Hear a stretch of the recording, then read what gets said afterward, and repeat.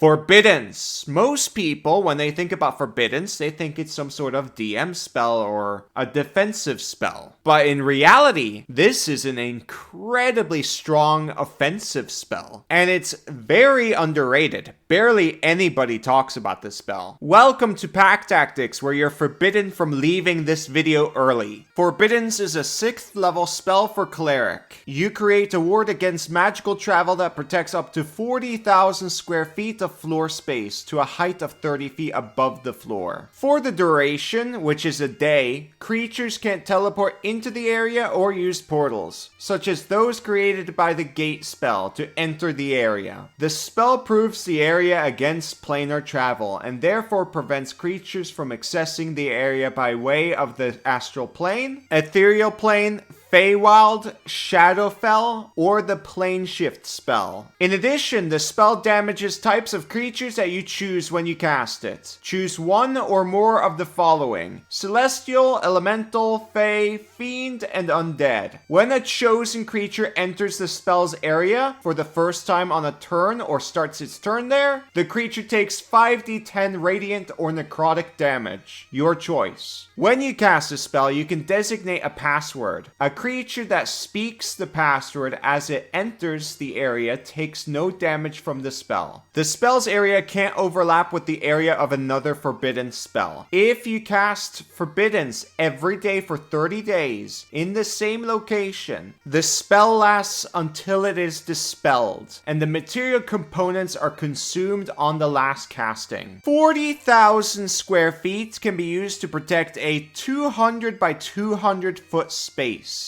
That's 40 by 40 squares. That's massive. Of course, you can do whatever combination you can think of. Now, there's two things here that makes this spell insanely good. 1. This spell is a ritual. 2. The spell component is not consumed upon use. Together, this means you can cast a spell whenever you have time. I mean, why wouldn't you? Got a doorway with a bit of light coming out of the bottom? Well, cast Forbiddance. You could even walk away a little bit to ensure that you're not even hurt. This takes the same amount of time as casting Detect Magic. And most DMs will let you cast Detect Magic willy-nilly in dungeons or crypts and what have you. Outside of a building, you know? This is exactly the same deal. This spell is devastating. It doesn't even provide a saving throw. The damage is just taken if they are in the area. It's amazing. Like, hypothetically, if you're gonna go crypt raiding with this, you've already won. My table recently used it to destroy a bunch of elementals before they got to attack us. That's what inspired this whole video. I kind of forgot about this spell. This spell doesn't require the space to be flat. If you have a staircase, this could very well be used to change elevation for the spell. Another bonus here is that 1,000 gold of powdered ruby can be used as part of casting Force Cage, which requires ruby dust worth 1,500 gold, and vice versa. You can't really be casting Forbiddance in combat, so just hand over the gem powder back to your wizard once you're done. I probably scared the crap out of the DMs that were listening right now. So let's scare the players now. Now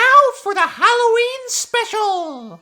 Boo! Welcome to Pack Tactics, where we do the Monster Mash! Yeah! Speaking of monsters, did you guys know that every creature in Dungeons & Dragons 5th edition is a monster? That includes you. It's not just kobolds or dragons or people that don't show up to the sessions on time. You are a monster. And if you don't believe me, well, let me show you. Page 4 of the Monster Manual says, a monster is defined as any creature that can be interacted with and potentially fought and killed. Even something as harmless as a frog or as benevolent as a unicorn is a monster by this definition. The term also applies to humans, elves, dwarves, and other civilized folk who might be friends or rivals to the player characters. Now let's make a little checklist.